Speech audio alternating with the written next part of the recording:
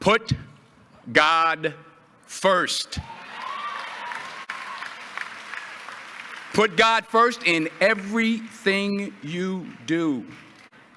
Everything that you think you see in me, everything that I've accomplished, everything that you think I have, and I have a few things, everything that I have is by the grace of God. Understand that. It's a gift. 40 years ago, March 27th, 1975, it was 40 years ago, just this past March, I was flunking out of college. I had a 1.7 grade point average. I hope none of you can relate. I was sitting in my mother's beauty parlor, and I'm looking in the mirror, and I see behind me this woman under the dryer. And every time she looked up, every time I looked up, she was looking at me, just looking me in the eye. And I didn't know who she was, and I said, she said, somebody give me a pen, give me a pencil, I have a prophecy.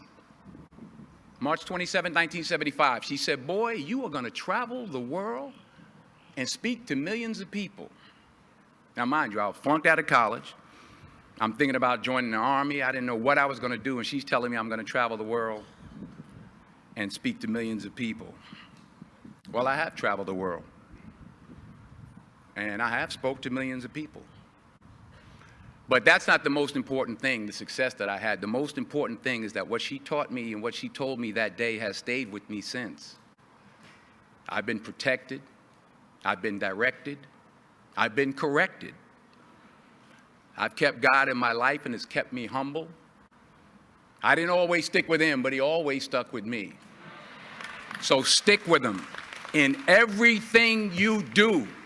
If you think you want to do what you think I've done, then do what I've done and stick with God. Number 2, fail big. That's right. Fail big. Today is the beginning of the rest of your life, and it can be very frightening. It's a new world out there. It's a mean world out there, and you only live once. So do what you feel passionate about. Take chances professionally. Don't be afraid to fail. There's an old IQ test, was 9 dots, and you had to draw 5 lines with a pencil within these 9 dots without lifting the pencil. The only way to do it was to go outside the box. So don't be afraid to go outside the box.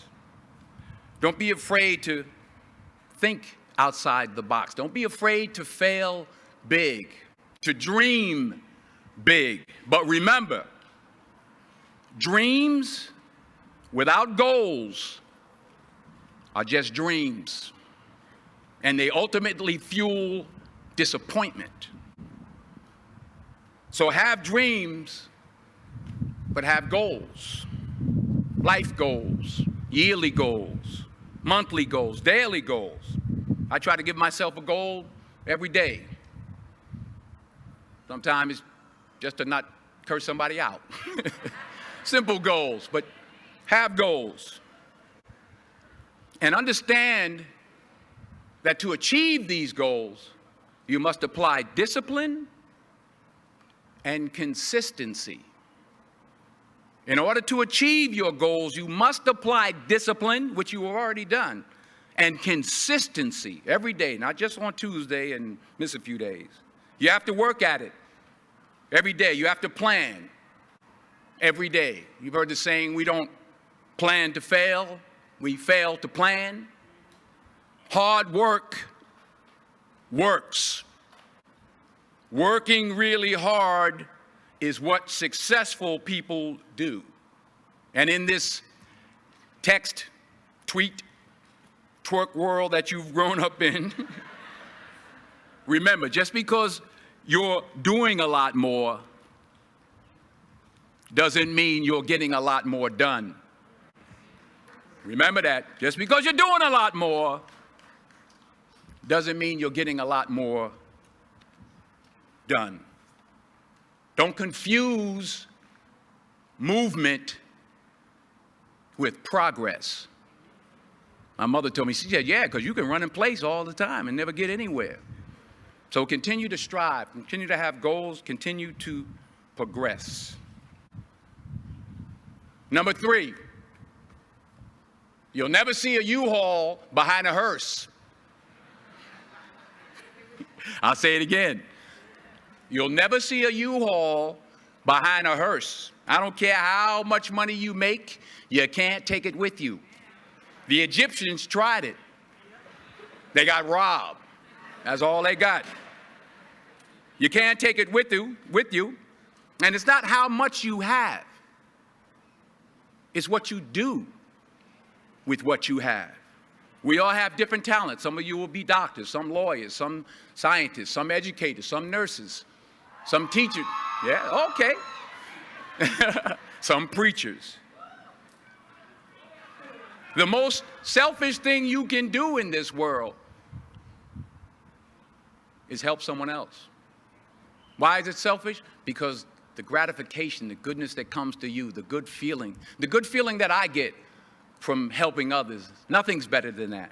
Well, one or two things, but nothing's better than that. Not jewelry, not big house I have, not the cars, but it's the joy. That's where the joy is, in helping others. That's where the success is, in helping others. Finally, I pray that you put your slippers way under the bed tonight, so that when you wake up in the morning, you have to get on your knees to reach them. And while you're down there, say thank you for grace. Thank you for mercy. Thank you for understanding. Thank you for wisdom. Thank you for parents. Thank you for love. Thank you for kindness. Thank you for humility. Thank you for peace. Thank you for prosperity. Say thank you in advance for what's already yours. That's how I live my life. That's why I am, one of the reasons why I am today.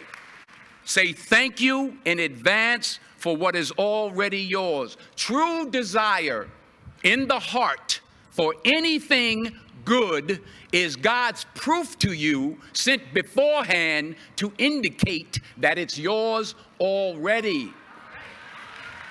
I'll say it again.